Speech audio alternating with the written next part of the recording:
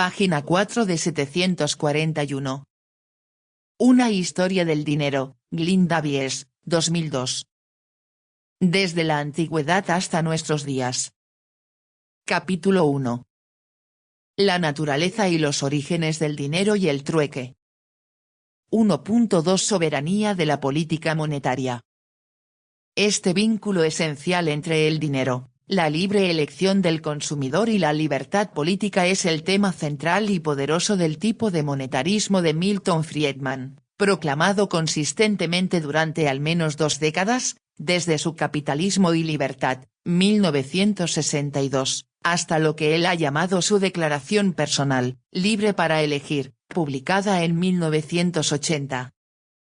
Friedrich Hayek libró una cruzada aún más larga en defensa del liberalismo esencial de los sistemas de asignación basados en el dinero, desde su camino de servidumbre en 1944 hasta su libertad económica de 1991.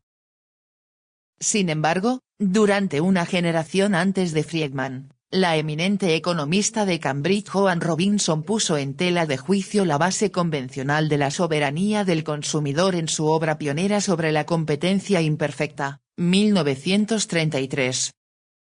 En efecto, dudaba de la validez de todo el análisis de la curva de oferta y demanda, p. 327. Muchos años después, con una evaluación quizás demasiado humilde y pesimista de la tremenda influencia de sus escritos, se sintió obligada a lamentarse: todo esto no tuvo ningún efecto.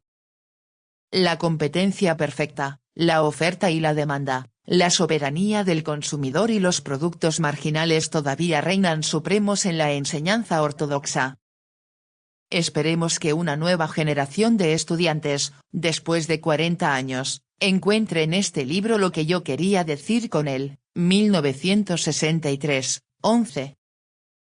A mediados de los años 70 se hizo evidente que, como en el periodo de entreguerras, las creencias fundamentales de la teoría económica estaban siendo cuestionadas nuevamente, y en ninguna parte este sondeo era más profundo o más urgente que en lo que respecta a la economía monetaria. El desempleo masivo había empujado a Keynes hacia una teoría general que, cuando fue ampliamente aceptada, ayudó a lograr el pleno empleo, seguramente la recompensa más rica que jamás se puede atribuir al crédito, aunque admitamos que solo en parte, de la teorización del economista. Pero la inflación persistente planteó preguntas que los keynesianos no supieron responder satisfactoriamente, mientras que el regreso del desempleo masivo combinado con una inflación aún mayor finalmente destruyó el consenso keynesiano y permitió a los monetaristas capturar las mentes de nuestros amos políticos. Sin embargo, la opinión de Joan Robinson es bastante cierta en el sentido de que las modificaciones de la teoría clásica del valor, que ahora está siendo reformada de manera dolorosa y desigual por la nueva escuela clásica, no fueron nada comparadas con las crecientes revoluciones en las teorías monetarias que se han producido desde los años 30, principalmente en forma de una guerra de 40 años entre keynesianos y monetaristas, hasta que estos últimos finalmente lograron el control sobre las políticas prácticas en gran parte del mundo occidental a fines de los años 70. A pesar del continuo y fuerte disenso de los economistas keynesianos, ahora convencionales. Mientras que el hombre de la calle no sabe nada de la economía de la competencia imperfecta o la teoría de los mercados disputables, se siente equipado y más que dispuesto a tomar partido en los grandes debates monetaristas de la actualidad. Sin querer ser dogmático al respecto, es improbable que en épocas anteriores los asuntos monetarios y las teorías monetarias hayan captado un ejército tan vasto de polemistas, profesionales y aficionados, como el que existe en el desconcertante mundo actual de incertidumbre, inflación, desempleo, estancamiento y recesión. ¿Puede el control del dinero, se pregunta uno, ser el remedio soberano para todos estos males? Nunca antes la política monetaria ha ocupado abiertamente y confesamente un papel tan central en la política gubernamental como a partir de los años 1980, con el experimento thatcherista en Gran Bretaña y la Reaganomics en Estados Unidos. Huelga decir que si la política monetaria finalmente reina suprema en los dos países del mundo que juntos han dominado la teoría económica y el comercio y las finanzas internacionales durante los últimos 2 siglos, este hecho tendrá sin duda una enorme influencia en el pensamiento y la práctica financiera actuales en todo el mundo. Si el dinero tiene hoy una importancia tan preponderante en el norte, no puede dejar de ejercer también su poderosa influencia sobre las economías dependientes y los bancos centrales independientes de los países en desarrollo del sur. Esta tendencia se ve, por supuesto, fuertemente reforzada por la creciente carga de la deuda soberana, es decir, las deudas contraídas o garantizadas principalmente por gobiernos y organismos gubernamentales en países como México, Brasil, Argentina, Polonia, Rumania, Nigeria, India y Corea del Sur, y con bancos y organismos públicos y privados en Occidente.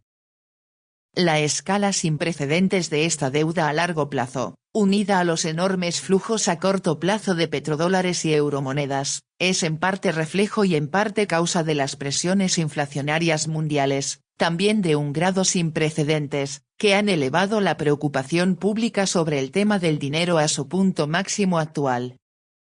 Hay mucha más gente que utiliza mucho más dinero, interdependientemente involucrada en un mayor complejo de deudas y créditos que nunca antes en la historia humana. Sin embargo, a pesar del creciente dominio del hombre de la ciencia y la tecnología, hasta ahora ha sido incapaz de dominar el dinero, al menos con un grado aceptable de éxito, y en la medida en que lo ha logrado, los costos irrecuperables en términos de desempleo masivo y pérdida de producción parecerían ser mayores que los beneficios. Si el dinero fuera simplemente un dispositivo técnico tangible, de modo que su suministro pudiera definirse con precisión y delimitarse claramente, entonces el problema de cómo dominarlo y controlarlo sería fácilmente abordable por el ingenio técnico altamente desarrollado del hombre. De la misma manera, si la inflación tuviera una sola causa, el gobierno y la oferta monetaria viniera simplemente de la misma fuente, entonces los controles mecanicistas podrían funcionar perfectamente. Sin embargo, aunque el gobierno es poderoso en ambos lados de la ecuación, es solo uno entre muchos factores complejos. Entre estos factores desatendidos, según H. C. Lindgren, en un libro poco común sobre la psicología del dinero, el factor psicológico que continuamente elude a los analistas y planificadores es el estado de ánimo del público, 1980, 54. Además, la tecnología para resolver problemas técnicos a menudo crea problemas sociales y psicológicos aún más insolubles, razón por la cual, según el Dr. Bronowski, ha habido un cambio profundo en el temperamento de la ciencia en los últimos 20 años, el foco de atención se ha desplazado de las ciencias físicas a las ciencias de la vida y como resultado, la ciencia se siente cada vez más atraída por el estudio de la individualidad. Bronowski 1973. Resulta irónico que, justo cuando los científicos físicos están viendo el valor de un enfoque más humanista, la economía, y en particular la economía monetaria, lo ha dejado de lado al intentar volverse más científica, mecanicista y mensurable. Página 5 de 741.